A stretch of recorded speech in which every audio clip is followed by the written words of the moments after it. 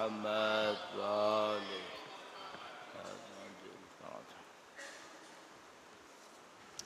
بار دیگر درود بھیجے گا محمد و آل محمد صلی علی محمد وآل محمد وعجل فرج. اعوذ باللہ من الشیطان الرجیم. بسم اللہ الرحمن الرحیم. الحمد للہ رب العالمین والصلاة والسلام علی سید الانبیاء والمرسلین حبیب الہ العالمین ابی القاسم محمد اللہم صلی علی محمد وعجل وعلی آلہ الطیبین الطاہرین سیما بقیت اللہ فی الارضین. قال اللہ تعالی فی کتابہ الکریم بسم اللہ الرحمن الرحیم ونريد أن نمن على الذين استضعفوا في الأرض ونجعلهم أئمة ونجعلهم الوارثين. ایک بار پھر درود بھیجے گا محمد و آل محمد. اللهم صل على محمد و آل محمد وعجل فرج. سب سے پہلے خدا متعال کا انتہائی شکر بجا لاؤں گا آپ کی طرف سے بھی کہ اس نے ہمیں توفیق دی دین کے بارے میں سوچنے سمجھنے غور کرنے کے لیے. خدا متعال کی دی ہوئی عین توفیق ہے کہ انسان اپنے دین کو سمجھے، اپنے دین پر عمل کرنے کی کوشش کرے. اور ماہ مبارک رمضان کے اندر سعادت ہے کہ انسان اپنی روحانی اور معنوی ترقی کے اوپر محنت کرے. اس دعا کے ساتھ کہ انشاءاللہ خداوند متعال اس ماہ مبارک میں ہمیں تزکیہ نفس کی سعادت نصیب فرمائے، علم دین حاصل کرنے کی سعادت نصیب فرمائے. انشاءاللہ ان اعمال کے نتیجے میں اور تمام عبادتوں کے نتیجے میں جو اس ماہ مبارک میں انجام پاتی ہیں وقت کے امام کے ظہور میں تعجیل فرمائے انشاءاللہ. ایک بار پھر ان کے ظہور کی تعجیل کے لیے درود بھیجیں محمد و آل محمد پر. صلی علی محمد آل محمد وعجل فرج. جو موضوع ہمارے پاس ہے وہ قرآن کریم اور سیاست الہیہ ہے. مقدمتاً عرض ہے کہ بعض موضوعات ایسے ہوتے ہیں کہ جن کا تعلق براہ راست دین سے نہیں ہوتا، لیکن چونکہ کچھ نہ کچھ تعلق انسان کی زندگی سے ہوتا ہے تو دین ان موضوعات کو بھی کہیں نہ کہیں بیان کر دیتا ہے. مثال کے طور پر دین کا کام نہیں ہے کہ یہ بتائے کہ میرے جسم کے لیے کیا اچھا ہے کیا برا ہے، کیا چیز کھاؤں تو مثال کے طور پر میری صحت اچھی ہوگی، کیا چیز کھاؤں تو صحت بری ہوگی. شاید پہلی ذمہ داری دین کی یہ نہیں ہے، لیکن دین بیان کرے گا. اس کی وجہ یہ ہے کہ بہرحال میرا بدن ہے، مجھے اس کی بہتری عزیز ہے. لیکن بعض موضوعات ایسے ہوتے ہیں جن کا براہ راست تعلق دین سے ہوتا ہے. اور وہ کون سے موضوعات ہیں؟ وہ موضوعات ہیں جن کا تعلق براہ راست تعلق انسان کی ہدایت سے ہے، انسان کی گمراہی سے ہے. اگر میرے جسم پہ بخار آئے گا یا خدا نہ کرے مجھے بخار ہوگا تو اس سے میری گمراہی نہیں آئے گی. لیکن کچھ موضوعات ایسے ہیں انسان کی زندگی میں جن کا براہ راست تعلق گمراہی سے ہے، ہدایت سے ہے. وہ توجہ دیں گے تو ہدایت بڑھے گی، نہیں توجہ دیں گے نعوذ باللہ تعالیٰ تو گمراہی بڑھتی چلی جائے گی. مثلا انسان اپنی نفسانی خواہشات پہ کنٹرول کرے یا نہ کرے، یہ معاملہ صرف یہ نہیں ہے کہ مجھے بخار ہوگا یا نہیں ہوگا، نہیں ہے. اصل معاملہ یہی ہے. اگر نفسانی خواہشات پہ کنٹرول کرے گا تو تزکیہ نفس کرے گا، معنوی ترقی حاصل کرے گا. نفسانی خواہشات پہ کنٹرول نہیں کرے گا، گمراہی میں پھنس جائے گا. تو جس طریقے سے یہ ایک بنیادی ٹاپک بنتا ہے اور یہ دین کا اصلی ٹاپک بن جاتا ہے کہ دین تزکیہ نفس کو بیان کرے، تہذیب نفس کو بیان کرے، اسی طریقے سے جب ہم معاشرے کی سطح پہ آتے ہیں تو کچھ ٹاپکس تو وہ ہیں جن کا تعلق براہ راست دین سے نہیں ہے، لیکن کچھ ٹاپک ہیں جن کا براہ راست تعلق دین سے ہے. مثلا معاشرے کے اندر فرض کر لیں، اگر میں ابتدائی طور پہ سوچوں کہ بھئی صفائی ستھرائی کا کام کون انجام دے گا، براہ راست تعلق دین سے نہیں ہے. گرچہ دین کہتا ہے صفائی نصف ایمان ہے، یہ ساری باتیں، لیکن انسان کی عقل خود بخود کام کرتی ہے کہ بھئی جہاں رہو گے وہاں صاف ستھرا کرو گے. تو معاشرے کے اندر دین واضح طور پہ ذمہ داری نہیں دے گا کہ کون صفائی ستھرائی کرے گا. لیکن جب بات یہ ہوگی کہ معاشرے کے اندر طاقت کس کے ہاتھ میں ہوگی، حکومت کون کرے گا، اب یہ وہ موضوع نہیں ہے جس کا جو غیر مستقیم یا بالواسطہ تعلق دین سے ہو، نہیں، اس کا بلا واسطہ تعلق دین سے ہے۔ کیوں؟ جو حکومت کرے گا وہی پھر معاشرے کے اندر گمراہی اور ہدایت کا ذمہ دار بھی ہوگا۔ تو سیاست کا ٹاپک وہ نہیں ہے جس کو ہم یہ کہیں کہ یہ حاشیے کا ٹاپک ہے، یہ بارڈر کے اندر ہے، نہیں، یہ بارڈر میں نہیں ہے، یہ اصل کور کے اندر ہے، بنیاد کے اندر ہے۔ اس پہ توجہ نہیں دیں گے معاشرہ گمراہ ہو جائے گا، معاشرے کے اندر مسائل بڑھیں گے، اور میرا اپنے خیال ہے کہ پاکستان سے بڑھ کر اس کی اچھی مثال ہمیں نہیں ملے گی فی الحال، کہ جب ہم اپنے ملک کے اندر دیکھتے ہیں کہ کس قسم کے حکمرانوں نے کس قسم کا ملک بنایا ہے، تو پھر ہمیں فوراً سمجھ میں آ جاتا ہے کہ بھائی اگر اس معاملے پہ توجہ نہیں دی تو پھر کوئی بھی ملک، کوئی بھی معاشرہ ترقی نہیں پا سکتا، نہ دینی اعتبار سے نہ غیر دینی اعتبار سے۔ تو اس اعتبار سے سیاست الہیہ قرآن کریم کا اصلی موضوع بنتا ہے، فرعی موضوع نہیں بنے گا۔ اب جب کہ یہ اصلی موضوع بنے گا تو اس کے پھر ہمیں دیکھنا پڑیں گے کہ تفصیلات قرآن کریم نے کیا بیان کی ہیں۔ تو میں کوشش یہ کروں گا کہ اس کو دو حصوں میں تقسیم کرتے ہوئے کچھ بنیادی اصولوں کو ہم یہاں پہ بیان کریں، اور کل انشاءاللہ اس کے مزید جزئیات کو بیان کرنے کی کوشش کریں۔ البتہ چونکہ ہم کئی دفعہ یہ بنیادی اصول بیان کر چکے ہیں، لہذا ان کے اوپر وقت کم دیں گے اور تھوڑا سا جزئیات کی طرف جانے کی کوشش کریں گے۔ درود بھیجے گا محمد و آل محمد پر۔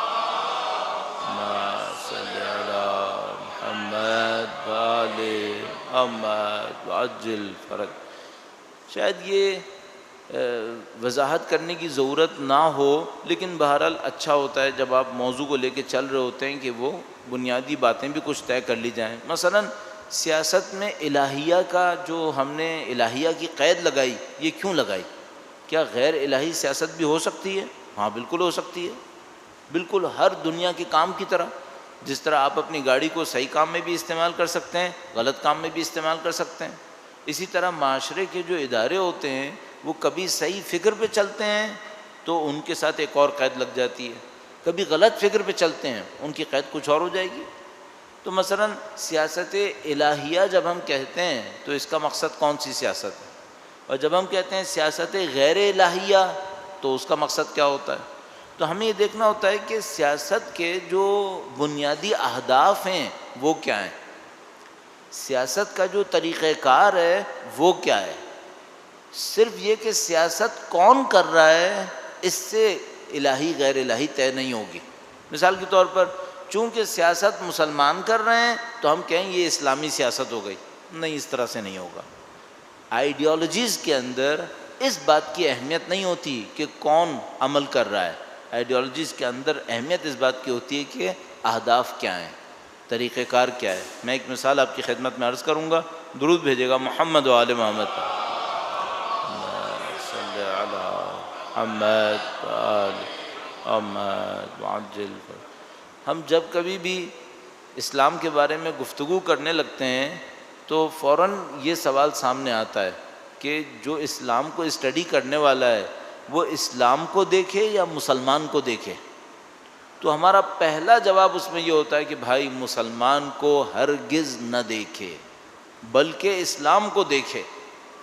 تو جیسے ہی ہم یہ بات کہتے ہیں بھائی مسلمان کو نہیں دیکھو اسلام کو دیکھو، تو ہم یہ کیوں کہہ رہے ہوتے ہیں؟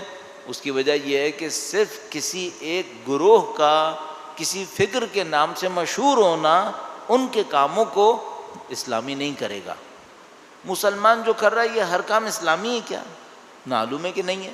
جیسا کہ حتیٰ کرسچینٹی کی طرف بھی ایسا ہی ہے، عیسائیت کے بارے میں بھی ایسا ہی ہے۔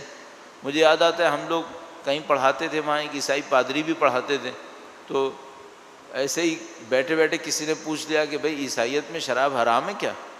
اس نے کہا ایک قطرہ بھی حرام ہے، ایک قطرہ منہ سے لگانا حرام ہے۔ تو اس نے کہا یہ لگتا تو نہیں ہے، یہ جو ہم یورپ اور امریکہ میں دیکھ رہے ہیں بالآخر یہ عیسائی معاشرے ہیں۔ تو اس نے کہا کہ یہ بتاؤ کہ تمہارے معاشرے میں کون سا مسلمان ہے؟ تمہارے معاشرے میں تم صحیح کہہ رہے ہو کہ یورپ اور امریکہ میں دیکھو تو لگتا نہیں ہے کہ شراب حرام ہوگی، کم سے کم مستحب تو لگی رہی ہے اگر واجب نہ ہو۔ تو اس نے کہا کہ یہ بتاؤ تمہارے معاشرے کے اندر کون سے مسلمان ہیں؟ یہاں پہ کون سا اسلام آیا ہوا ہے جو تم میرے اوپر کہہ رہے ہو؟ بات صحیح ہے، کسی بھی آئیڈیالوجی کو اس کے نام سے مشہور لوگوں کے ذریعے جج نہیں کرنا چاہیے. تو اب ہم نے کیوں کہا سیاست الہیہ؟ اس کی وجہ یہ کہ بھائی مسلمان کی سیاست کو لوگ کہہ رہے ہیں سیاست اسلامی، سیاست الہی. یہ بات بالکل غلط ہے. اب مثال کے طور پر عرب ممالک اتنی حرکتیں کریں اور اس کے بعد مغربی ممالک والے ان کو دیکھ کر اسلام پہ اعتراض کریں. ابھی آج کل ہی کہیں دیکھ رہا تھا کہ کسی نے کہا کہ بھئی یہ ہم یورپینز نے شام کے پناہ گزینوں کو اپنے ملک میں آنے دیا ہے جبکہ مکہ نزدیک تھا، تو وہاں کیوں نہیں گئے؟ تو اس نے لکھا کہ ہم یورپینز نے شام کے پناہ گزینوں کو اپنے ملک میں آنے دیا ہے جبکہ مکہ نزدیک تھا، ان کو وہاں جانا چاہیے تھا. صحیح ہے. اب دیکھنے میں بات اتنی اسٹرانگ ہے کہ ٹھیک ٹھاک مسلمان ہل جائے کہ ہاں بھی بات تو صحیح کہہ رہا ہے، لیکن اس سے پوچھنا پڑے گا کہ مکہ کے اوپر جو قابض حکومت بیٹھی ہے اس کو کس نے بٹھایا تھا؟ اس کو بھی تمہیں نے بٹھایا تھا، اس کو مسلمانوں نے نہیں بٹھایا تھا. اس کو کوئی پسند نہیں کر رہا ہے، اس کو اپنے ملک کے اندر کوئی پسند نہیں کر رہا ہے، اس کو تمہاری جیسی حکومتوں نے بٹھایا ہوا ہے، اور ان کی وجہ سے تم اسلام کو بھی بدنام کر رہے ہو. ہمارے ایک اور ملک کا ستیہ ناش بھی مار دیا شام کا، اور اس کے بعد ہمارے اوپر احسان کر رہے ہو کہ تم نے ان کے لوگوں کو پناہ دے دی، جبکہ ہمیں معلوم ہے پناہ دینے میں بھی فائدہ ہے، پناہ دینے میں بھی فائدہ ہے. یہ ایک علیحدہ معاملہ ہے، یہ سب اسٹیٹسٹکس میں معلوم ہے، لیکن میں عرض کرنا چاہ رہا ہوں اس طرح سے پروپیگنڈا ہوتا ہے کہ مسلمانوں کے کام کو اسلام سے منسوب کیا جاتا ہے. تو اب ہمیں کیا کرنا ہوتا ہے کہ ہم فوراً یہ بیان کرتے ہیں کہ نہیں، یہ جو کچھ مسلمان کر رہا ہے اس کی ضرورت نہیں ہے. ہمیں یہ دیکھنا پڑتا ہے اسلام اس معاملے کے اندر کیا کہہ رہا ہے. اور ظاہر ہے کہ جب اسلام سے منسوب کرتے ہیں تو خدا سے منسوب کرتے ہیں کہ خدا کی سیاست کیا ہے، خدا کیا سیاست ہم سے چاہتا ہے. تو ہمیں قرآن کریم کے اندر کچھ اس سلسلے میں اصول ملتے ہیں، کچھ قرآن کریم کے اندر اس کے احکام ملتے ہیں، اور کچھ قرآن کریم نے اس کے حقائق بیان کیے ہیں. یہ ایک بہت پرانی تقسیم ہے جو میں جب بھی موقع ملتا ہے عرض کر دیتا ہوں کہ آپ جب بھی کسی معاملے کی تہ تک پہنچنے کی کوشش کریں تو آپ سب سے پہلے یہ دیکھیے گا کہ کن حقیقتوں پر مبنی یہ نظریہ آیا ہے، پھر ان حقیقتوں سے کون سی اقدار حاصل کی گئی ہیں، پھر ان اقدار سے کون سے احکام حاصل کیے گئے. جب بھی آپ کے سامنے کوئی معاملہ ہے، مثلا آپ سے کوئی کہے بھائی اسلام کی معیشت کیسی ہے، تو آپ سب سے پہلے جا کے دیکھیں معیشت کے بارے میں اسلام جو حقیقتیں بیان کر رہا ہے وہ حقیقتیں کیا ہیں. پھر ان حقیقتوں کی بنیاد پر اسلام نے کچھ اقدار رکھی ہیں، ویلیوز رکھی ہیں، وہ ویلیوز کیا ہیں. پھر آپ کو پتہ چلے گا کہ اب اسلام کے اندر معیشت کے احکام کیا ہیں. یہ کہ ہم احکام سے شروع کرتے ہیں معاملہ ہمیشہ خراب ہو جاتا ہے. ہمیں ہمیشہ حقائق سے شروع کرنا چاہیے. تو میں اسلامی سیاست الہیہ میں بھی اس کا قائل ہوں کہ پہلے حقائق کو دیکھیں، پھر اقدار کو دیکھیں، پھر دیکھیں کہ اسلامی سیاست نے یا سیاست الہیہ نے احکام کیا دیے ہیں. ایک بار پھر درود بھیجے گا محمد و آل محمد صلی علی محمد و آل محمد وعجل فرج. ایک بار پھر درود بھیجے گا محمد و آل محمد صلی علی محمد و آل محمد وعجل فرج. اس ہال میں پروگرام کرنا ٹھیک ٹھاک مشکل کام ہے، اس کا ایکو بہت زیادہ ہے. پھر جب گرمی کا موسم ہو اور پنکھے بھی چل رہے ہوں تو پھر تو ایک اور مسئلہ ہو جاتا ہے. اور اس کے بعد اگر ہال کا کچھ حصہ خالی بھی ہو تو یہ سمجھ لو آپ ڈرم میں بیٹھے ہوئے باتیں کر رہے ہیں، آپ کو سمجھ میں نہیں آتا. محمد وآل محمد وعجل. جب بولنے والے کو آخر تک یہ سمجھ میں نہیں آتا میرا کون سا حصہ لوگوں کو سمجھ میں آیا، کچھ سمجھ میں نہیں آتا یہاں پہ. دوسرا ایک اور معاملہ یہ ہے کہ ظاہر ہے آپ جو دوست احباب سولجر بازار والے ہیں وہ چہرے کے ایکسپریشن دینے میں بہت ہی محتاط انسان ہیں. تو آپ لوگوں کے معاملے میں تو خاص کر سمجھ میں نہیں آتا کہ بھائی اس کو بلا کر ہوا کیا، کسی کو سمجھ میں آیا نہیں آیا، پسند آیا نہیں آیا. تو بہرحال کافی چیزیں جمع ہو جاتی ہیں تو سولجر بازار میں اس ہال میں پروگرام کرنے کو ذرا ٹف بنا دیتی ہیں. ویسے بھی افطار کے بعد کا ٹائم ہے تو انسان کے پیٹ میں خمار ویسے ہی آیا ہوا ہوتا ہے تھوڑا سا. بہرحال خدا آپ کو صحت و سلامتی نصیب فرمائے، آپ کے روزوں کو عبادات کو قبول فرمائے انشاءاللہ، اور ہمیں علم دین کو سیکھنے اور سکھانے کی سعادت نصیب فرمائے انشاءاللہ۔ ایک بار پھر ان تمام دعاؤں کی قبولیت کے لیے درود بھیجے گا محمد و آل محمد۔ اللہم صلی علی محمد و آل محمد وعجل فرج۔ اچھا، کچھ حقائق ہیں جن سے ہم شروع کرتے ہیں۔ مثلا جب ہم کہتے ہیں سیاست، تو سیاست کے بارے میں کون سے ایسے حقائق ہیں جن کی بنیاد پر اسلامی سیاست بنتی ہے، جس کو قرآن کریم نے بیان کیا۔ اب قرآن کریم سے ہی حقائق کو نکالتے ہیں، تو پہلا سوال یہ آتا ہے کہ بھئی سیاست کی آپ کو ضرورت کیوں پڑ رہی ہے؟ ہر ایک انسان کو اپنا کام کرنے دو۔ بلا وجہ میں ایک حکومت بنتی ہے، پھر اس حکومت کے اوپر جھگڑے ہوتے ہیں، کوئی حکومت لینا چاہتا ہے، کوئی حکومت دینا چاہتا ہے، مسائل ہیں۔ یہ سب نہ ہو، قرآن کریم فرماتا ہے نہیں، ایسا نہیں ہو سکتا۔ اگر انسانوں کے اندر بغاوت کا عنصر نہ ہوتا تو شاید کوئی یہ کہہ سکتا کہ حکومت کی ضرورت نہیں ہے، پھر شاید کوئی یہ کہہ سکتا کہ حکومت کی ضرورت نہیں ہے۔ البتہ اس وقت بھی منتظم کی ضرورت پڑتی، حاکم کی ضرورت نہ بھی پڑتی تو منتظم کی ضرورت ضرور پڑتی۔ مثال عرض کروں گا، مثلا آپ تصور کیجئے کہ گاڑی کے کچھ پرزے ہیں، گاڑی کے پرزے ہیں، میکینیکل کوئی سسٹم ہے، ہر پرزہ اپنا کام کر رہا ہے۔ اب ان پرزوں میں بغاوت نہیں ہے، یہ پرزہ یہ نہیں کہے گا کہ میں نے اتنے عرصے کام کر لیا، اب مجھے کچھ اور کرنا چاہیے۔ جو وہ ہے وہ کرے گا، لیکن بغاوت نہ ہونے کے باوجود اس کو نظم دینے کے لیے منتظم چاہیے یا نہیں چاہیے؟ ہاں، نظم دینے کے لیے منتظم تو پھر بھی چاہیے۔ اچھا، اگر ان میں بغاوت بھی ہو تو نہ صرف منتظم چاہیے ہوگا بلکہ حاکم بھی چاہیے ہوگا۔ اب یہ جو انسان ہے اس کے اندر بغاوت کا عنصر اندر رکھا ہوا ہے۔ قرآن کریم فرماتا ہے ان الانسان لیطغی ان رآہ استغنی، انسان یقیناً بغاوت کرتا ہے جب بھی اپنے آپ کو بے نیاز پاتا ہے۔ انسان کے فہم و شعور میں اگر تھوڑی سی کمی آئے تو اس میں بغاوت آتی ہے۔ اگر فہم و شعور کامل ہو تو کبھی بغاوت نہیں آئے گی۔ فہم اور شعور کا کمال کیا ہے؟ فہم و شعور کا کمال یہ ہے کہ وہ اپنے آپ کو خدا کا بندہ سمجھے، اپنی بندگی کو قبول کرے، اپنے نیاز کو، جس کو ہم فقر کہتے ہیں کہ میں اللہ کے سامنے فقیر ہوں، انتم الفقراء الی اللہ واللہ هو الغنی الحمید۔ فہم و شعور کا کمال یہ ہے کہ انسان اپنی اس حیثیت کو تسلیم کرے کہ میں خدا کے سامنے کچھ نہیں ہوں، جس کو اللہ کے رسول نے فرمایا الفقر فخری، اللہ کا محتاج ہونا میرا فخر ہے۔ اگر انسان اسے قبول کر لے تو کوئی طغیان نہیں ہوتا، لیکن مصیبت کیا ہے کہ فہم و شعور میں کمی آتی ہے۔ جیسے ہی فہم و شعور میں کمی آتی ہے اور جتنا وہ یہ سمجھتا ہے کہ میں بندگی کے علاوہ بھی کوئی حیثیت رکھتا ہوں تو پھر طغیان آتا ہے، اب بغاوت آتی ہے۔ اب شیطان کا کام بھی یہاں پہ موجود ہے کہ وہ انسانوں کو دھوکے میں مبتلا کرتا ہے۔ دنیا کا کام بھی یہ کہ انسان کو دھوکے میں مبتلا کرے۔ تو انسان جیسے ہی دیکھتا ہے کہ میرے پاس ایک زندگی ہے تو سمجھتا ہے 30-40 سال تو میں مستقل ہو گیا، 30-40 سال تو جو چاہوں گا کروں گا۔ بس یہ جو فہم و شعور کی مشکل ہے یہ انسان کو بغاوت پہ لے کے جاتی ہے۔ اب جیسے انسان کے اندر بغاوت آتی ہے تو پھر فوراً ایک سوال آتا ہے، اب حاکم چاہیے یا نہیں چاہیے؟ انسان کی ایک حقیقت ہے فہم و شعور کی کمی، فہم و شعور کی کمی کے پیچھے بغاوت، اور جیسے ہی بغاوت کا عنصر آئے گا اس کے اندر حاکم کی ضرورت ایجاد ہو جائے گی، چونکہ اگر حاکم نہیں ہوا تو یہ باغی اپنی بغاوت کے اندر آگے بڑھتا چلا جائے گا، کوئی اس کا راستہ روکنے والا نہیں ہوگا۔ تو ہمیں منتظم ہونے کے ناطے بھی سیاست چاہیے ہے، اور انسان کی طبیعت کے اندر بغاوت کو دیکھتے ہوئے پھر دوبارہ ہمیں سیاست چاہیے ہے۔ اب یہ جو سیاسی عمل ہے یہ کتنی دیر کا عمل ہے؟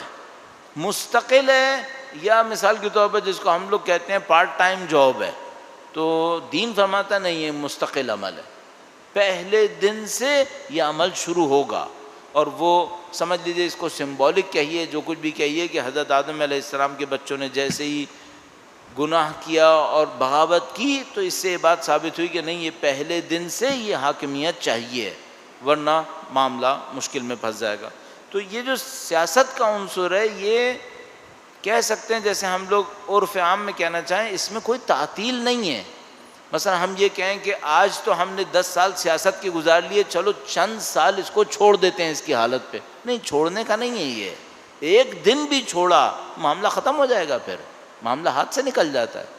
تو یہ سیاست انسان کے معاشرے کی حقیقت ہے، اور حقیقت بھی ناقابل تعطیل، اس کے اندر کوئی چھٹی نہیں ہو سکتی، آپ کو مستقل عمل کرنا پڑے گا اور ہر معاشرے میں عمل کرنا پڑے گا۔ اب اسی وجہ سے ہم دیکھتے ہیں کہ قرآن کریم نے جب انبیاء کا تذکرہ کیا، خاص کر اولو العزم انبیاء کا، تو فوراً اس مسئلے کو بیچ میں ڈال دیا کہ ان لوگوں کو معاشرے کے اندر آنا پڑتا ہے، معاشرے کے اندر آ کے ظالموں سے لڑنا پڑتا ہے اور مظلوموں کی مددگاری کے لیے آگے بڑھنا پڑتا ہے۔ یہ کوئی اتفاق نہیں ہے کہ آخری امام کی تشریف آوری کا ہدف بھی عدل کا قیام قرار پایا، اتفاق نہیں ہونا چاہیے۔ ظاہر ہے یہ کہ پہلے دن سے عدل کی بات ہوئی اور آخری دن تک عدل کی بات چلتی رہی، یہ اس کی ضرورت کو احساس دلانے کے لیے کہ بھائی یہ جو سیاست کا عمل ہے یہ قابل تعطیل نہیں ہے، اس کو آپ نے مستقل لے کے چلنا ہے۔ بس یہ ایک حقیقت ہوئی کہ بھئی یہ سیاست ایک مستقل عمل ہے، اس کو آپ کو لے کے چلنا ہے، اور اس کی بنیاد انسان کی حقیقت کے اندر چھپی ہوئی ہے۔ اچھا، اب اس میں الہیہ کا کیا کردار ہے؟ کبھی ایسا ہوتا ہے، کوئی موضوع ایسا ہوتا ہے جس میں نے عرض کیا کہ تعلق انسان سے تو ہے لیکن ہدایت اور گمراہی سے براہ راست تعلق نہیں ہے، تو خدا اس کو انسانوں پہ چھوڑ دیتا ہے کہ تم خود اس معاملے کو نپٹاؤ، چونکہ اس کا تعلق براہ راست تعلق ہدایت اور گمراہی سے نہیں ہے۔ میں ایک مثال عرض کروں گا، درود بھیجے گا محمد و آل محمد پہ، صلی علی محمد و آل محمد عجل فرج۔ بھئی مثلا آپ اور میں جو یہاں پہ بیٹھے ہیں، اور اب یہ جو درس یا لیکچر ہو رہا ہے تو ریکارڈنگ کے لیے یہ کیمرہ یہاں پہ لگا ہوا ہے، کیا دین مبین نے ہمیں بتایا کہ کیمرہ استعمال ہو؟ نہیں، کچھ بھی کر لو۔ تو پہلے زمانے میں اس ٹائپ کی جو ریکارڈنگز ہو رہی تھیں، جب ہم کسی واقعے کو محفوظ کرنا چاہتے تھے تو کیا کرتے تھے؟ یہ جو کیمرہ وغیرہ ہے، ظاہر ہے یہ 100-125 سال سے زیادہ کی بات نہیں ہے، تو اس سے پہلے کیا کرتے تھے؟ اس سے پہلے شاعری کر لیتے تھے، شعر کہتے تھے اور واقعے کو شعر کے ذریعے سے محفوظ کر لیا کرتے تھے۔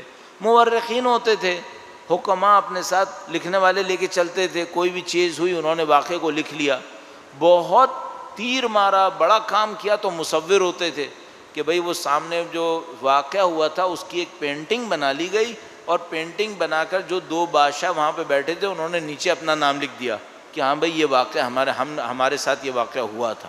تو اس طرح سے ریکارڈنگ ہوتی تھی۔ اچھا، دین نے ہمیں کوئی خاص ہدایت دی ہے کہ کیسے ہو؟ نہیں دی، تم خود اپنے دماغ سے حساب کتاب کرو، جتنا ڈیولپ کر سکتے ہو کر لو۔ تو ہم ڈیولپ کرتے کرتے یہاں تک پہنچے کہ اب مثال کے طور پر آڈیو ویڈیو ریکارڈنگ ہونے لگی ہے، صحیح ہے۔ دین نے ہمیں ہدایت کیوں نہیں دی؟ کیونکہ اس کا تعلق ہدایت اور گمراہی سے نہیں تھا۔ ریکارڈنگ شاعری سے ہو، تصویر سے ہو، آواز سے ہو، آواز اور تصویر دونوں ملا کر ہو، کل کوئی اور معاملہ ہو جائے جو ہم نہیں جانتے، اس کا تعلق ہدایت اور گمراہی سے نہیں تھا۔ اس لیے خدا نے ہمیں براہ راست ذمہ داری نہیں دی، اور نہ اس نے اپنے انبیاء سے کہا کہ اس معاملے میں جاؤ انسانوں کی مدد کرو۔ لیکن جیسے ہی ہم دیکھتے ہیں کہ خدا حضرت موسیٰ علیہ السلام کو بھیجتا ہے، کہتا ہے جاؤ فرعون کو پکڑو، اس نے گمراہی کی ہے، اس نے طغیان کیا ہے۔ حضرت ابراہیم علیہ السلام سے کہتا ہے کہ نمرود کا مقابلہ کرو، جا کے اس کے سامنے دین کو بیان کرو۔ یہ جو خدا نے متعلقہ طریقہ کار ہے، یہ کیا بتا رہا ہے؟ یہ بتا رہا ہے کہ بھائی یہ معاملہ وہ نہیں ہے جس کو ہم انسانوں کے اوپر چھوڑ دیں۔ اگر انسانوں پہ چھوڑ دیں گے، انسانوں کو گمراہ کر دیں گے، انسان ہدایت سے محروم رہ جائیں گے۔ اگر معاملہ اتنا ہوتا نا کہ گنے کا رس پینا ہے یا شکر کھانی ہے، تو خدا چھوڑ دیتا کہ بھائی گنے کا رس پیو، شکر کھاؤ، مجھے کیا، شکر کھانی ہے شکر کھاؤ، ریکارڈنگ کرنی ہے ایسے کرو یا ویسے کرو، خدا چھوڑ دے گا۔ ٹریولنگ کرنی ہے سائیکل پہ کرو یا گاڑی پہ کرو یا جہاز پہ جاؤ، خدا کہتا ہے مجھے کیا، جاؤ گھوڑے پہ بیٹھو یا کسی پہ بھی جاؤ۔ لیکن جب سیاست کی بات آتی ہے، اپنے انبیاء سے کہتا ہے جاؤ یہ کرو، جاؤ یہ کرو، اس طرح قربانی دو، اس طرح بندوں کا ساتھ دو، تمہارے سامنے لوگ آئیں تو یہ کرو۔ اتنی انسٹرکشنز کیوں دے رہا ہے؟ اس کا مطلب ہے کہ یہ وہ معاملہ نہیں ہے جو انسانوں پہ چھوڑا جا سکے، یہ وہ معاملہ ہے جس میں خدا کو خود آنا ہے۔ کیوں؟ اس کا تعلق انسان کے نفس سے ہے، اس کا تعلق انسان کی باغی طبیعت سے ہے۔ تو سیاست کا معاملہ ایسا کوئی ہلکا معاملہ نہیں ہے، یہ معاملہ انتہائی پیچیدہ ہے، انتہائی مؤثر ہے، اور بدقسمتی یہ ہے کہ جو بھی انسانوں کو گمراہ کرنے والے لوگ ہیں ان کی پہلی کوشش یہ ہوگی کہ یہ نظر میں نہ آئے، اس پہ توجہ ہی نہ جائے۔ اب آپ تصور کریں، اگر میں تھوڑا سا نزدیک لانے کی کوشش کروں، یہ جو ہمارے پاکستان میں سوشل سائنسز کی اہمیت نہیں ہے، اس کی ایک وجہ مجھے یہی سمجھ میں آتی ہے، یہ لوگ ہمارے اوپر سوشل سائنسز کے ذریعے رول کر رہے ہیں، ان کو ہمارے درمیان جھگڑے کروانے ہو، ہمارے درمیان فساد کروانا ہو، جو کچھ کروانا ہو، یہ کیمیکل سے نہیں کر رہے ہیں، ہم سب کو معلوم ہے، یہ ہمارے ذہنوں سے کھیل رہے ہیں۔ یہ جو کام ہے یہ سوشل سائنسز سے ہو رہا ہے، اور ہم سے یہ کہا جا رہا ہے کہ اس پہ توجہ نہیں دینا، اس پہ توجہ نہیں دو، اس کی کوئی ویلیو ہی نہیں ہے۔ اچھا کیوں ہم سے کہہ رہے ہیں بھائی اس پہ توجہ مت دو، اس کی ویلیو نہیں ہے؟ اس کی وجہ ہے کہ ان کو پتہ ہے کہ جب یہ اس فیلڈ میں اتریں گے تو پھر ان کو سمجھ میں آئے گا کہ ان کے ساتھ ہو کیا رہا ہے یہاں۔ اسی طرح جو بھی دنیا کے ظالم و جابر ہوتے ہیں، جب وہ دیکھتے ہیں دین آتا ہے سیاست میں دخالت دیتا ہے تو وہ دو کام کرتے ہیں، یا تو وہ چاہتے ہیں دین مٹ جائے نعوذ باللہ، یا دین ہو سیاست میں نہ آئے، کیونکہ اگر دین سیاست میں آتا ہے تو ان کی معاملے سارے مشکل میں پڑ جاتے ہیں، جو دھوکے بازیاں دینا چاہتے ہیں وہ نہیں ہو پاتے۔ تو اس خاطر میں آپ کی خدمت میں عرض کر رہا ہوں، جو بنیادی ترین اصول بنتا ہے وہ یہ ہے کہ بھائی یہ کوئی مستقل حیثیت ہے، اس کی مستقل حیثیت ہے دین اسلام کے اندر، اس کے اوپر توجہ نہیں دیتے تو براہ راست ہدایت اور گمراہی پہ اثر پڑ رہا ہوتا ہے۔ لہذا اگر میں چند آیات کریمہ بھی آپ کے سامنے عرض کروں، سورہ نحل کی آیت نمبر 36، وَلَقَدْ بَعَثْنَا فِي كُلِّ أُمَّةٍ رَسُولًا أَنِ اعْبُدُوا اللَّهَ وَاجْتَنِبُوا الطَّاغُوتَ، ہم نے ہر امت کے اندر رسول بھیجا تاکہ وہ اللہ کی بندگی کریں، طاغوت سے اجتناب کریں۔ اب تصور فرمائیے، ہم لوگ بعض اوقات آیات کریمہ کو اس کی عمومیت میں دیکھتے ہیں۔ عمومیت کا مطلب کیا ہے کہ ایک بات کہی گئی ہے جو سب کے لیے کہی ہے، ایک قوم کے لیے نہیں ہے۔ تو اب اس میں دیکھیں عمومیت ہے، وَلَقَدْ بَعَثْنَا فِي كُلِّ أُمَّةٍ رَسُولًا، ہم نے ہر امت میں رسول بھیجا ہے۔ اچھا جو ہر امت میں رسول بھیجا ہے، ایک کو ایک ذمہ داری دی، دوسرے کو دوسری ذمہ داری دی، فرمایا جو مختلف ذمہ داریاں تھیں وہ تو تھیں، ایک کامن ایجنڈا بھی تھا۔ کامن ایجنڈا کیا تھا؟ اللہ کی بندگی کرو، طاغوت سے اجتناب کرو، کامن ایجنڈا۔ اب تک تھوڑا سا انسان دیکھے تو اس کو سمجھ میں آئے گا کہ بھائی یہ جو سیاست الہیہ ہے یہ انبیاء کا کامن ایجنڈا ہے، اس کے اوپر سب نبی نے کام کرنا ہے۔ کیوں؟ اس کا تعلق ہدایت سے ہے، اس کا تعلق گمراہی سے ہے۔ اور اس کے بعد سورہ حج کے اندر آیت نمبر 40، وَلَوْلَا دَفْعُ اللَّهِ النَّاسَ بَعْضَهُم بِبَعْضٍ لَهُدِّمَتْ صَوَامِعُ وَبِيَعٌ وَصَلَوَاتٌ وَمَسَاجِدُ يُذْكَرُ فِيهَا اسْمُ اللَّهِ كَثِيرًا، فرمایا اگر ہم کچھ انسانوں کو دوسرے انسانوں کے ذریعے نہ روکتے تو یہ ساری عبادت گاہیں ختم ہو جاتی ہیں، یہ ساری مساجد جہاں اللہ کا نام لیے جا رہے تھے یہ سب ختم ہو جاتے۔ تو فرمایا ہم نے کچھ انسانوں کو مامور کیا کہ دوسرے انسانوں کو روکیں، ان کے ظلم کا مقابلہ کریں، ان کو عدل کی طرف لانے کی کوشش کریں۔ اور یہ معاملہ اتنا سنگین ہے، خدا فرماتا ہے اگر ہم یہ نہ کرتے تو یہ ساری عبادت گاہیں ختم ہو جاتی ہیں، یہ سارے مسائل ختم ہو جاتے۔ اس کا مطلب ہے خدا متعال اشارتاً یا صراحتاً ہم سے حتیٰ کہہ رہا ہے کہ اگر تم نے اس معاملے کو نہ سمجھا تو یہ سمجھ لو کہ تمہاری مسجدیں باقی نہیں رہیں گی، تمہاری عبادت گاہیں سب ختم ہو جائیں گی۔ درود بھیجے گا محمد و آل محمد صلی اللہ علیہ وسلم۔ اب یہ ہے کہ بہت زیادہ اس میں تفصیل میں نہ جائیں، ایک اور پوائنٹ جو میں اس سلسلے میں عرض کروں کہ یہ جو خدا کی خواہش ہے کہ زمین پہ عدل قائم ہو، اس کا میں بیک گراؤنڈ کئی دفعہ عرض کر چکا ہوں کہ کیوں خدا کی خواہش اتنی شدت سے ہے کہ عدل قائم ہو۔ ہم لوگوں میں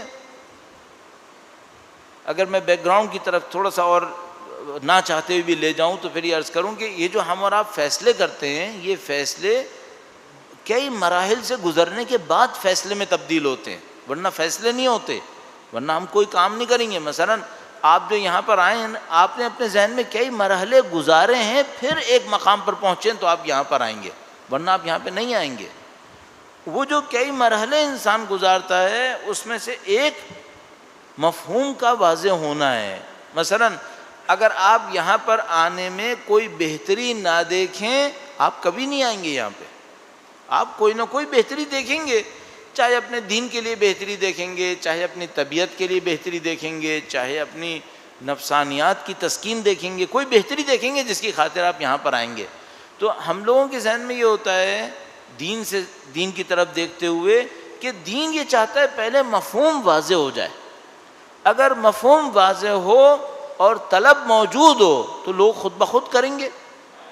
اگر لوگوں کو پتہ ہو کہ عدل کیا ہے اور عدل کی اہمیت کتنی ہے تو عدل کے لیے جان بھی دیں گے. لیکن اگر یہ سب نہ معلوم ہو اور ہم کہیں آؤ عدل کے لیے محنت کریں، کوئی کیوں کرے گا؟ وقت کے امام تشریف لائیں گے، زمین پہ عدل پھیلے گا، ان کے نام پہ درود بھیجے گا، محمد و آل محمد صلی علی محمد و آل محمد وعجل. اب ہمیں چونکہ امام سے محبت ہے تو ہم امام کا انتظار کریں گے، ظاہر ہے، چاہے ہمیں نہ پتہ ہو عدل کی اہمیت کیا ہے. لیکن بہتر یہ ہے کہ بھائی یہ بھی دیکھ لو کہ عدل کی اہمیت ہے کیا. مثلا میں آج کل یہ بات کئی دفعہ دہراتا ہوں، وہ یہ کہ کیا ہمیں دین اسلام کے احکام پر یقین ہے؟ اگر ہمیں دین اسلام کے احکام پہ یقین ہو تو حکم کو کیوں ٹالیں گے، حکم کو کیوں چھوڑیں گے؟ مثال کے طور پر اگر آپ کو یقین ہے کہ صبح کو آپ اٹھیں گے، کام پہ جائیں گے تو اس میں آپ کو کچھ نصیب ہوگا تو آپ یقیناً اٹھیں گے، جائیں گے. لیکن اگر آپ کو یہ یقین نہ ہو تو آپ کیوں جائیں گے؟ آپ بیٹھے رہیں گے. اگر ہمیں عدل کا یقین ہوتا کہ ہمیں عدل کی ضرورت ہے، ظلم پہ معاملہ نہیں گزارا جا سکتا، تو سب امام کے منتظر ہوتے، 100% منتظر ہوتے. مصیبت یہ ہے کہ ہمیں عدل کی اہمیت کا یقین نہیں ہو پا رہا. ہمارے ذہنوں کے اندر کہیں یہ بسا ہوا ہے، ہم سے مطلب آپ نہیں ہیں اور یا میں نہیں ہوں، میرا مطلب ہماری سوسائٹی ہے، ہم سے مطلب سوسائٹی میں رہنے والے لوگ. ہمارے ذہنوں میں یہ بسا ہوا ہے ظلم سے بھی بات چل جائے گی. اس خاطر امام کی تشریف آوری کے لیے مشتاق نہیں ہے، یعنی جد و جہد کرنا یہ سب نہیں ہے. کیوں سوچ رہے ہیں ظلم پہ بھی گزر رہی ہے، گزر جائے گی. اب ہمیں یہ سوچنا پڑے گا کہ بھائی عدل کی اہمیت خدا کے نزدیک کتنی ہے. اب ظاہر خدا سے زیادہ عاقل تو کوئی نہیں ہے، خدا سے زیادہ ہمدرد بھی کوئی نہیں ہے. تو مثلا ایسی اگر میں ایک جملے کے طور پہ لکھوں کہ عدل خدا کی خواہش بھی ہے، خدا کا حکم بھی ہے، خدا کا وعدہ بھی ہے. عدل خدا کی خواہش ہے، کہتا ہے عدل قائم کرو، یہ مجھے چاہیے. خدا متعال کے نزدیک بغیر عدل کے زندگی نہیں گزر سکتی، انسان کامیاب نہیں ہوں گے. خدا نے یہ کائنات خلق کی ہے انسانوں کو کمال تک پہنچانے کے لیے. اگر زمین پہ ظلم ہوگا مخلوق کمال تک نہیں پہنچے گی. خدا متعال کا جو ہدف خلقت ہے وہ پورا نہیں ہوگا اگر زمین کے اوپر ظلم ہوگا.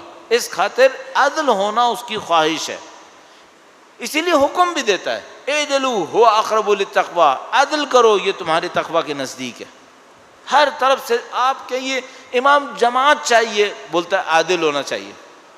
کوئی بھی دین کا کام کرنا ہے قید لگا دے گا عادل ہونا چاہیے. اور جتنا کام بڑا ہوتا چلا جائے گا اس کی عدالت کے اوپر شرطیں بڑھاتا چلا جائے گا. تو مثال کے طور پر مرجع تقلید کے اندر یہ سب کچھ ہونا چاہیے، حاکم کے اندر، قاضی کے اندر یہ سب کچھ ہونا چاہیے عدل کے بعد. تو عدل کے بغیر خدا کا نظام نہیں چلتا. عدل خدا کی خواہش ہے، عدل خدا کا حکم ہے، عدل خدا کا وعدہ بھی ہے. وعدہ کرتا ہے کہ میں زمین کو عدل سے بھر دوں گا، اس کے بغیر دنیا ختم نہیں کروں گا.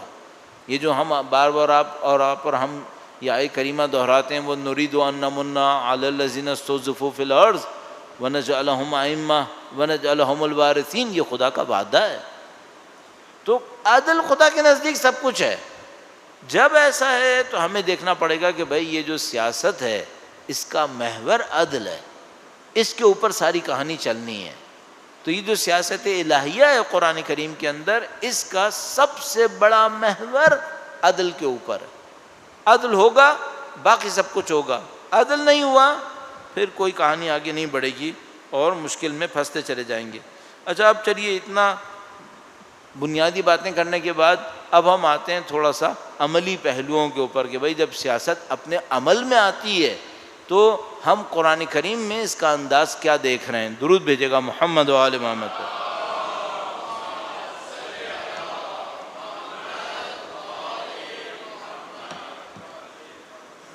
ایک بار پھر درود بھیجے گا محمد و آل محمد.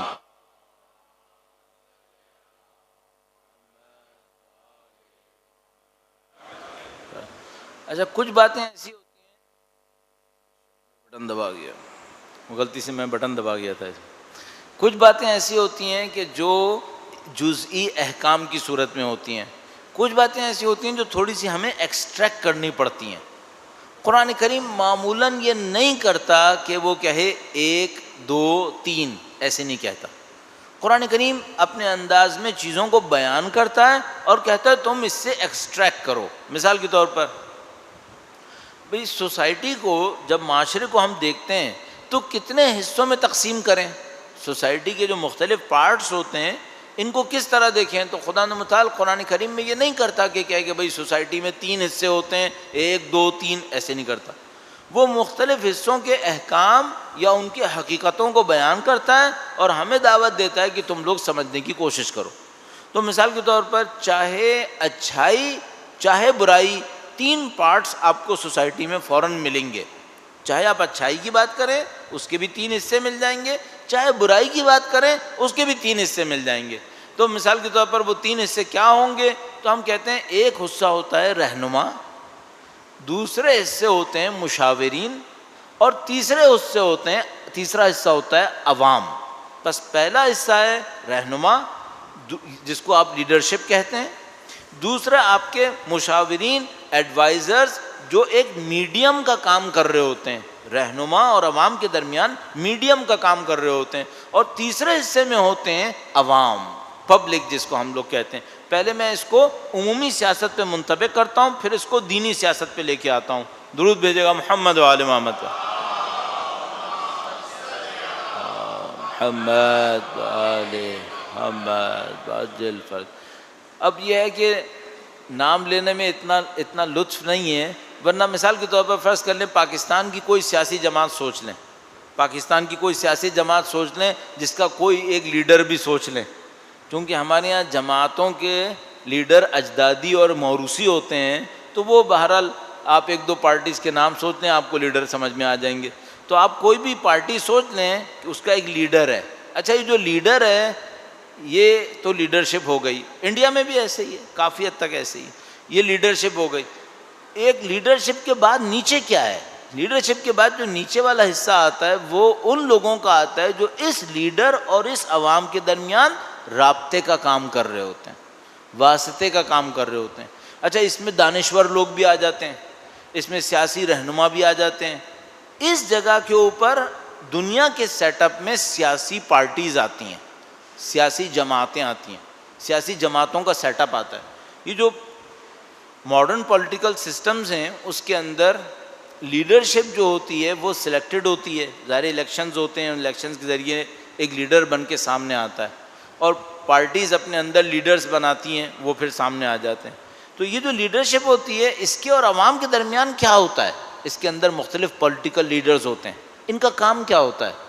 یہ لیڈر اور عوام کے درمیان رابطے کا کام کر رہے ہوتے ہیں. مثلا لیڈر یہ کہتا ہے کہ بھائی ہم یہ چاہتے ہیں کہ ہمارا ملک یہاں پہنچے، یہ پبلک کو کنونس کرتے ہیں کہ بھائی یہ جو لیڈر چاہ رہا ہے یہ کیا چاہ رہا ہے، صحیح ہے. یا مثلا کیا ہوتا ہے بعض اوقات پبلک کے اندر ایک ڈیمانڈ بن رہی ہوتی ہے، یہ جو میڈیم ہوتا ہے یہ لیڈر کو بتاتا ہے کہ بھائی تمہاری پبلک کے اندر یہ ڈیمانڈ بنی ہوئی ہے، صحیح ہے. بس ہمیشہ اوپر سے نیچے نہیں ہوتا، نیچے سے اوپر بھی ہوتا ہے. یہ جو بیچ کا حصہ ہوتا ہے یہ بہت امپورٹنٹ ہوتا ہے.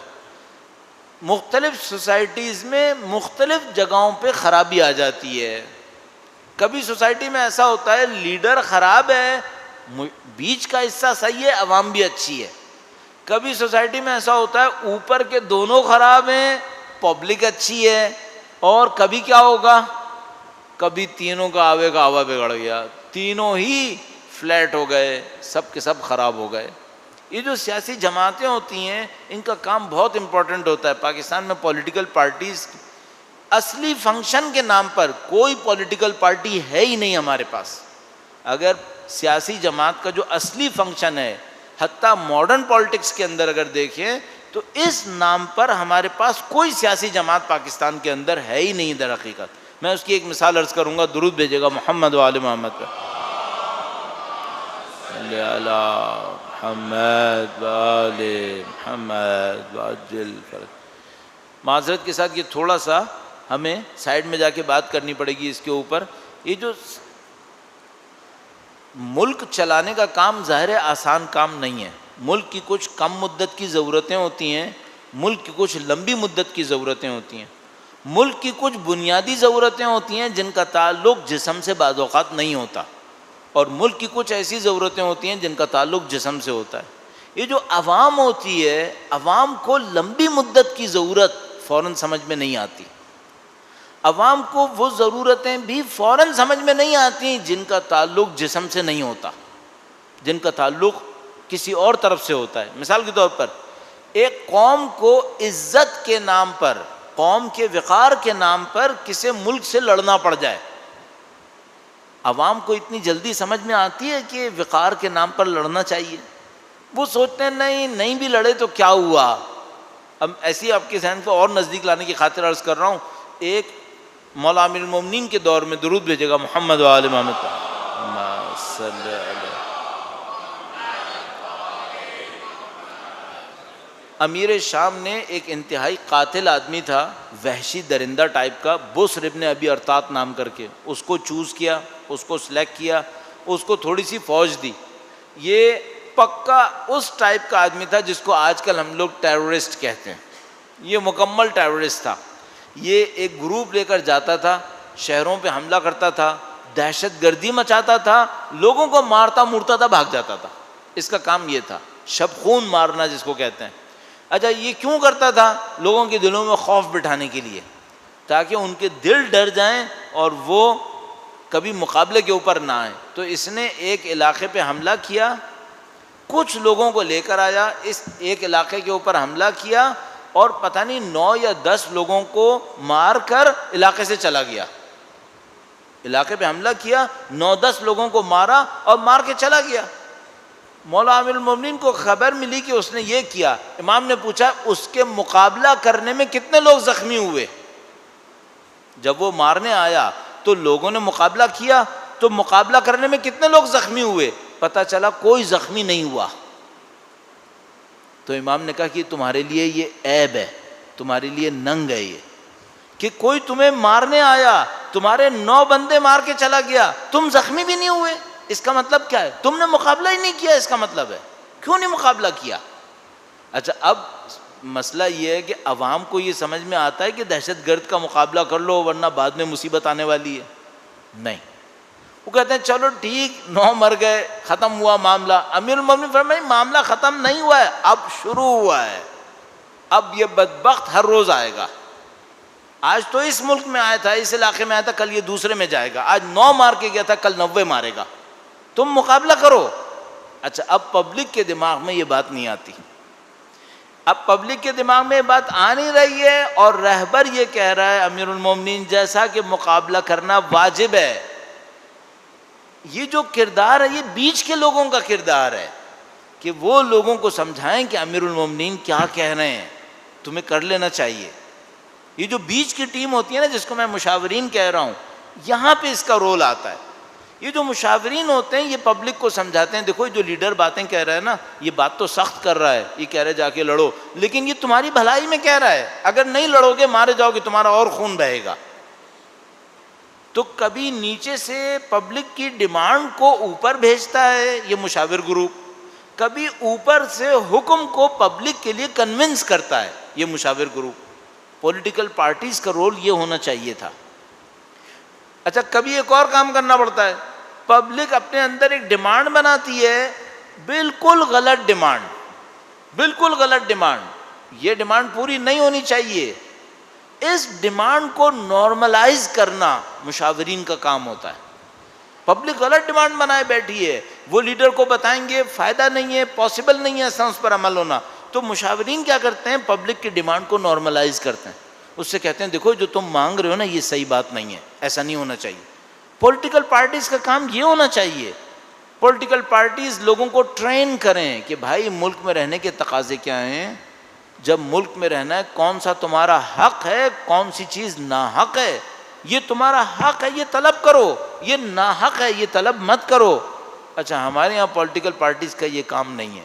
ان کا کام کیا ہے؟ جو لوگ چاہ رہے ہوں وہ بول دو اور بعد میں پورا کرنا نہ کرنا کوئی ضروری نہیں ہے. تو ابھی آپ دیکھو، اب آپ پولیٹیکل پارٹیز کا رول دیکھیں. مثلا چونکہ آج بجلی نہیں ہے تو پولیٹیکل پارٹی، ہر پولیٹیکل پارٹی کا لیڈر کھڑے ہو کر کیا کہے گا؟ ہم حکومت میں آئے نا 6 مہینے میں بجلی کا معاملہ حل نہ کیا تو میرا نام فلاں نہیں ہو. ارے بھائی تجھے پتا ہے کہ یہ معاملہ 8 سال میں بھی حل نہیں ہوگا. جب یہ بندہ خدا یہ باتیں کر رہا تھا، میرا دل چاہ رہا کہہ رہا ہوں بک رہا تھا، جب یہ باتیں کر رہا تھا تو میرے ایک دوست ہیں، وہ پاکستان کی جو ریگولیٹری اتھارٹی ہے بجلی اور پاور کی، اس کے میں کیا نام پوسٹ بتا دوں تو معاملہ خراب ہوتا ہے پھر، بہرحال اچھے خاصی جگہ پر. تو ان کو میں نے کہا کہ بھائی آپ کا منسٹر یہ کہہ رہا تھا کہ 6 مہینے میں یہ معاملہ ہو جائے گا. اس نے کہا کہ بھائی اس وقت میرے خیال میں 2014 تھا، 2014 یا 15 کی بات تھی. تو اس نے مجھ سے کہا کہ دیکھو بھائی، پیپر پہ جتنے منصوبے ہمارے پاس ہیں اور جتنے بھی منصوبے میرے پاس ہیں، کوئی منصوبہ میرے بغیر یہاں سے نہیں جائے گا. پیپر پہ بھی جتنے منصوبے ہیں اگر وہ سارے بھی پورے کیے تو 2020 تک بھی لوڈ شیڈنگ ختم نہیں ہوگی. یہ 2014 کی بات ہے.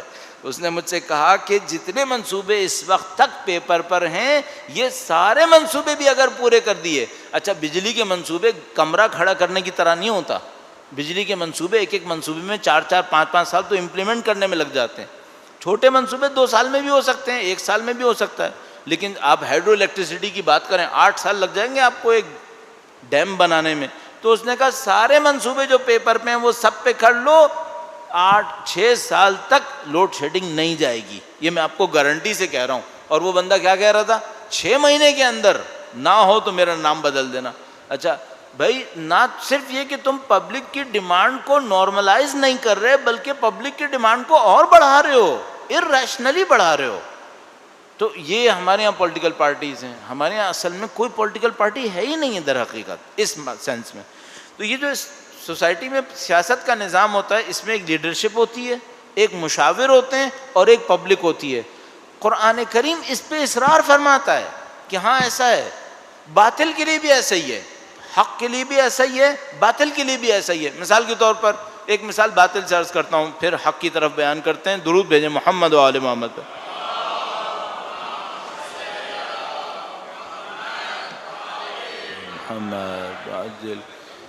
باطل کی ظاہر بہترین مثال فرعون ہے.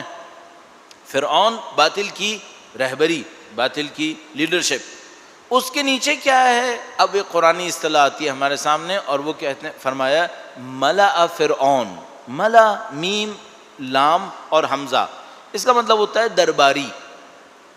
ویسے تو کسی چیز کے جگہ کو بھرنے کو کہتے ہیں مل، یعنی جگہ کو بھر دینا. مثال کے طور پر یہ گلاس خالی ہو، اس کو بھر دیں تو ہم کہہ سکتے ہیں ملا، یعنی یہ بھر گیا. لیکن ملا فرعون کیا مطلب ہے؟ یعنی اس کے جو دربار لگتا ہے اس کے اندر فل ان دا بلینکس، خالی جگہوں کے اوپر یہ لوگ کھڑے ہیں سارے. اچھا یہ جو ملا فرعون ان کا کام کیا ہے؟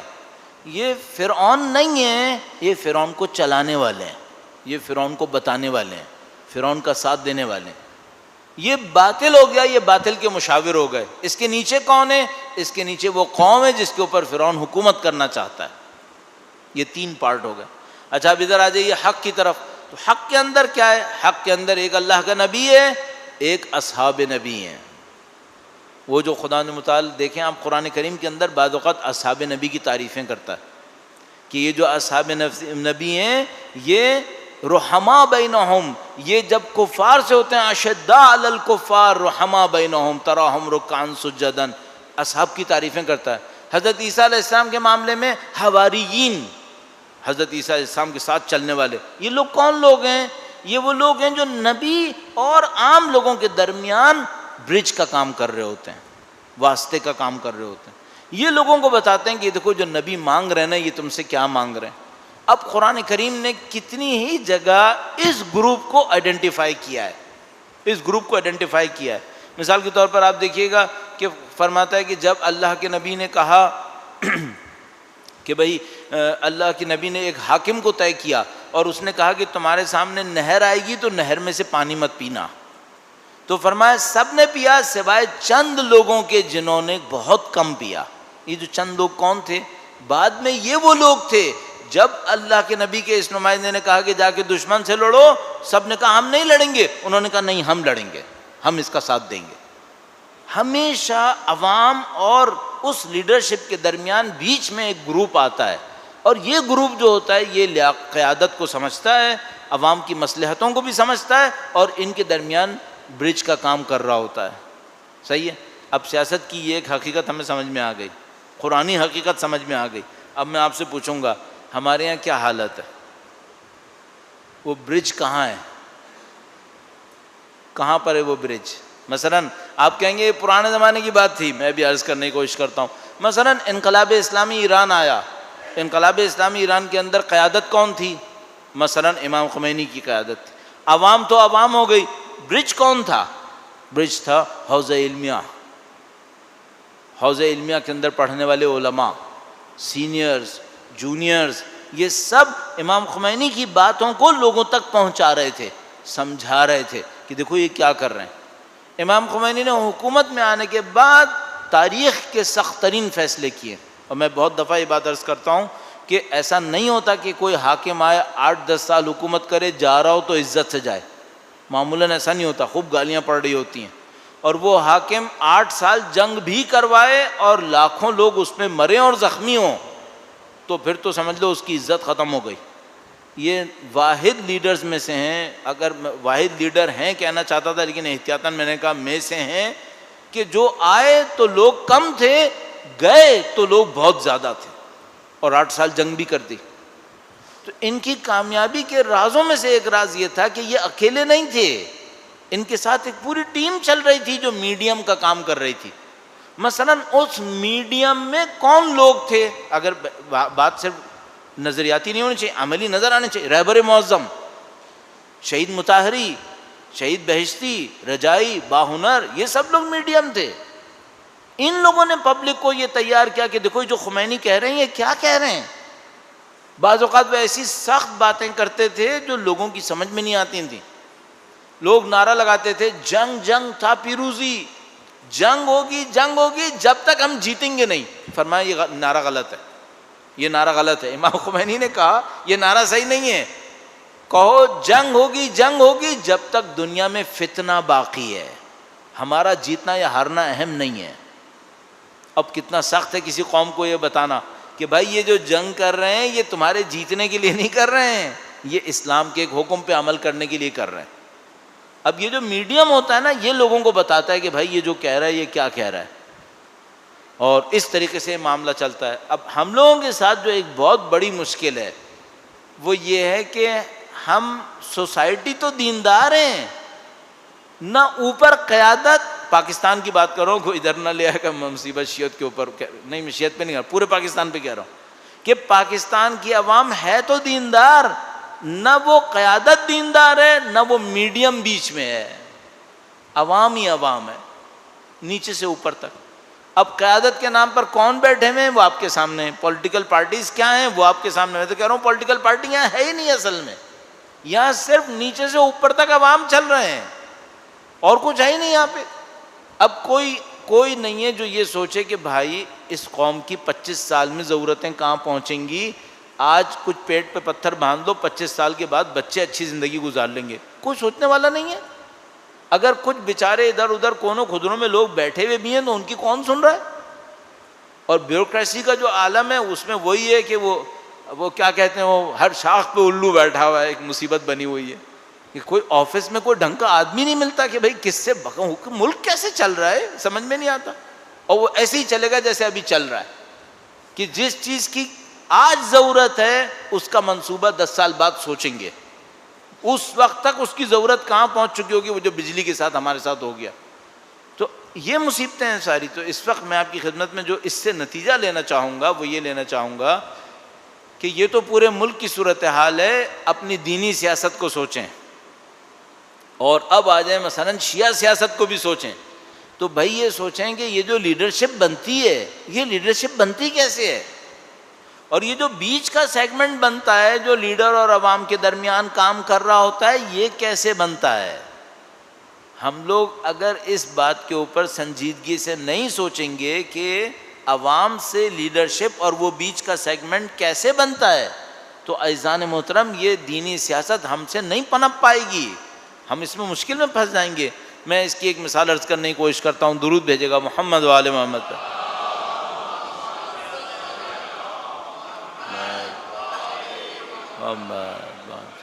انقلاب اسلامی نے جو ہمارے درمیان بہت بڑا کارنامہ کیا وہ یہ کہ ہمیں دین کا ایک شعور دے دیا، ہمیں دین کا ایک شعور دیا، جو شعور ہمارے اندر اس سے پہلے بہت اجمالی تھا، ڈیٹیلز ہمیں نہیں پتہ تھیں، امپلیمنٹیشن کی بھی ہمیں زیادہ خبر نہیں تھی، لیکن بہرحال انقلاب اسلامی نے ہمیں ایک شعور دیا کہ بھئی کچھ ہونا چاہیے دین کے نام پر۔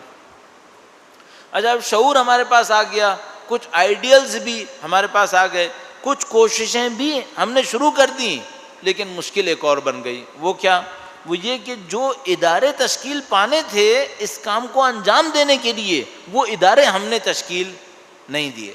دیکھیے میں نے آپ کی خدمت میں انقلاب اسلامی کی مثال دی، تو انقلاب اسلامی میں جو لیڈرشپ تھی وہ امام خمینی کی شکل میں تھی، اس کے بعد جو عوام تھی وہ جو بھی ایرانی عوام آپ کے سامنے، اور بیچ کا جو میڈیم تھا میں نے آپ کی خدمت میں عرض کیا حوض علمیہ تھا، جو ایران کے قم کے اندر ہی لے لیں تو بہت پرانا تھا، باقی شہروں کے اندر اور پرانا تھا، اور عراق کو اگر کاؤنٹ کریں تو 1000 سال پرانا تھا۔ تو 1000 سال پرانا ایک انسٹیٹیوشن تھا جو چل رہا تھا، اس نے میڈیم کے گیپ کو فل کیا، اس بیچ کے گیپ کو فل کیا۔ اچھا اب مشکل ہمارے ساتھ کیا ہے؟ ہم انقلاب کے بعد دینی شعور لے کر آ گئے، وہ جو میڈیم کو بھرنے کے لیے، گیپ کو فل کرنے کے لیے ادارے چاہیے تھے، ان میں سے کچھ ہے ہمارے پاس؟ بدقسمتی سے نہیں، اگر ہے بھی تو وہ نہ ہونے کے برابر ہے۔ یعنی اس ہے کا ذرا دیکھ لیجئے عالم کیا ہے۔ بھئی ہماری آبادی پاکستان کے اندر سمجھ لیں نہ بھی کچھ کریں تو 3 کروڑ سے اوپر چل رہی ہے، 3 کروڑ سے اوپر تو کم سے کم ماننی پڑتی ہے، سب کو ماننی پڑتی ہے کہ بھئی اتنی تو آبادی ہے۔ اچھا اتنی آبادی کے لیے جو درمیانی طبقہ آپ کو چاہیے ہے، وہ جو درمیانی طبقہ ہے وہ کیا کرے گا؟ وہ آپ کے دینی رسم و رواج کو پورا کرے، دینی تعلیمات کو لوگوں تک پہنچائے۔ ظاہر ہے کہ 3.25 کروڑ 3.5 کروڑ یا جتنی بھی آبادی ہے، اس کی دینی تعلیمات ہی اس کو بتانا بہت آسان کام نہیں ہوگا۔ مثلا اگر میں سوچوں کہ جو 3.5 کروڑ آبادی جو میں بہت کم کر کے آپ کے سامنے کہہ رہا ہوں، اس میں صرف پرائمری اسکول کے بچے کتنے ہیں؟ پرائمری اسکول کے بچے کیوں کہہ رہا ہوں؟ بھائی یہ بچے وہ ہیں جن کو وضو، نماز یہ سب سکھانا ہے، یہ واجب ہونے والا ہے ان کے اوپر۔ اچھا پرائمری اسکول کے جو بچے ہوں گے وہی کئی ملین ہوں گے، یہ جو کئی ملین بچے ہیں ان کو ہم نے صرف وضو سکھانا ہے، تو سکھانے والے کتنے چاہیے ہمیں؟ اگر 70-80 لاکھ بچے ہیں تو بھائی اگر میں 100 بچوں پر بھی ایک رکھوں تو کم سے کم 70-80 ہزار تو ہوں میرے پاس، 70-80 ہزار تو ہونے چاہیے۔ اب میں آپ کی خدمت میں عرض کروں، پاکستان کے طول و عرض میں جتنے بھی شیعہ مدارس ہیں سب کو ملا لیں، پہلے دن کے طالب علم کو ملا لیں، 10,000 نہیں بنتے، 10,000 بھی نہیں بنتے ہیں۔ اور میں بہت زیادہ کر کے کہہ رہا ہوں چونکہ میں نہیں چاہتا میری بات خراب ہو، ورنہ میں آپ کی خدمت میں عرض کروں ایز پر اسٹیٹسٹکس 8,000 بھی نہیں ہیں، صحیح ہے۔ اچھا اب ان 8,000 بھی اگر ہوں، اور میں کہہ رہا ہوں ایک دن کا طالب علم بھی شامل ہے اس کے اندر، اس کو ہم نے کتنے لوگوں کی دینی ہدایت کا ذمہ دار بنایا ہے؟ 3.5 کروڑ سے 4 کروڑ لوگوں کا۔ اس بیچارے کا اپنا اسٹینڈرڈ کیا ہے؟ ان 3-3.5 کروڑ لوگوں میں کتنے وہ بچے ہیں جو یونیورسٹیز کے اندر گریجویشن، ماسٹرز اور پوسٹ ماسٹرز کے اندر بیٹھے ہوئے ہیں؟ ان کو بتانے کے لیے بچے کہاں سے آئیں گے؟ تو وہ جو بیچ کی لیئر ہے وہ کہاں ہے؟ نہیں ہے در حقیقت۔ اب جب کہ بیچ کی لیئر نہیں ہے، پبلک کے اندر ایک دینی شعور ہے، حتیٰ اگر صحیح قائد آ بھی جائے اور ہوگا یقیناً، یہ بیچ کی لیئر کہاں ہے؟ کون سمجھائے گا کیا ہونا ہے؟ یہ وہ مشکل ہے جس میں ہم لوگ اس وقت پھنسے ہوئے ہیں۔ ابھی یہ لوگ جو میرے سامنے بابلن لوگ کہتے رہتے ہیں نا کہ ہمارے پاس قائد نہیں ہے اور یہ نہیں ہے اور وہ نہیں ہے. ابھی میں کچھ ظاہر میری یہ بات کچھ لوگوں کو اچھی نہیں لگی جب میں کہہ رہا ہوں قائد نہیں ہے. میں فرضیے کو رکھ کے کہہ رہا ہوں کہ حتیٰ اگر میں کہوں یہ بات صحیح ہے, میں اس سے پوچھوں گا تمہاری اس سے بھی بڑی ایک ضرورت ہے. وہ کیا ہے؟ خدا تمہیں قائد دے اور شاید دیا ہوا ہو, ان سب کے بعد یہ بتاؤ جو بیچ میں لوگ ہوں گے جو اس کو کنونس کریں کہ یہ کیا کہہ رہا ہے, وہ ہیں تمہارے پاس؟ تو عزیزان محترم, یہ نہیں ہو سکتا کہ ہم دین کی بات کریں, دینی سیاست کی بات کریں اور ان حقائق کو نظر انداز کر دیں جس کی طرف قرآن کریم بار بار اشارے کر رہا ہے. یہ ہمیں رکھنے پڑیں گے اپنے اندر. اور کیلیبر بھی پھر اتنا ہائی ہوتا ہے. اب آپ تصور کریں جو درمیانی طبقہ ہے, اگر اس کے کیلیبر کی بات کریں تو میں واقعاً کہتا ہوں یہ ایرانی قوم اس معاملے میں بہت خوش نصیب ہے, بہت خوش نصیب ہے. ان کے درمیانی درجے کے جو لوگ تھے وہ بھی ایک ایک آدمی لیڈر سے کم نہیں تھا. ان کی جو خوش نصیبی تھی وہ صرف اتنی نہیں تھی کہ امام خمینی ان کے پاس لیڈر تھے. ان کی خوش نصیبی میں سے خوش نصیبی یہ تھی کہ جو ان کے درمیانی طبقہ تھا اس میں شہید مطہری جیسے لوگ تھے جو بے نفسہی ایک لیڈر تھا, اور رہبر معظم جیسے لوگ تھے جو بے نفسہی لیڈر اور اب 30 سال سے چلا رہے ہیں ماشاءاللہ. تو یہ ان کی خوش نصیبی تھی. اور جو ہم لوگوں کے ساتھ اس وقت بہت بڑی مصیبت پھنسی ہوئی ہے وہ یہ ہے کہ بھائی یہ عوام کے اندر جو سینٹیمنٹس ہیں یہ اوپر تک جانے کے قابل نہیں ہوتے. ان کے درمیان ایک بفر زون لگتا ہے جو لوگوں کو یہ بتاتا ہے بھائی تم نے کیا کرنا ہے, اوپر والے کو پہنچاتا ہے, اوپر کی بات نیچے پہنچاتا ہے. یہ بفر زون بالکل غائب ہے. نتیجہ کیا ہے؟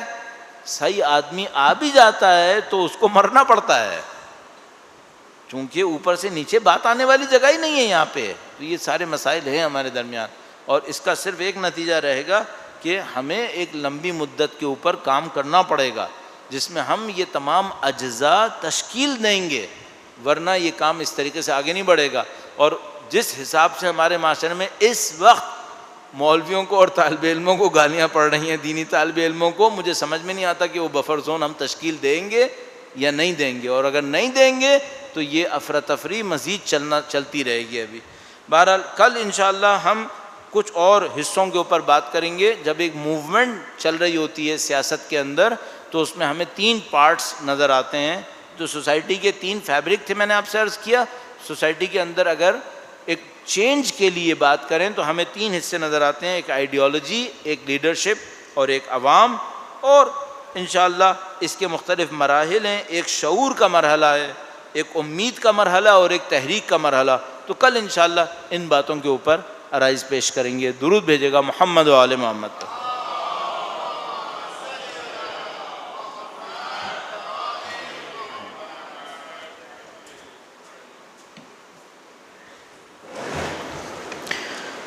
قرآن اور سیاست الہیہ اس عنوان پہ گفتگو جاری ہے.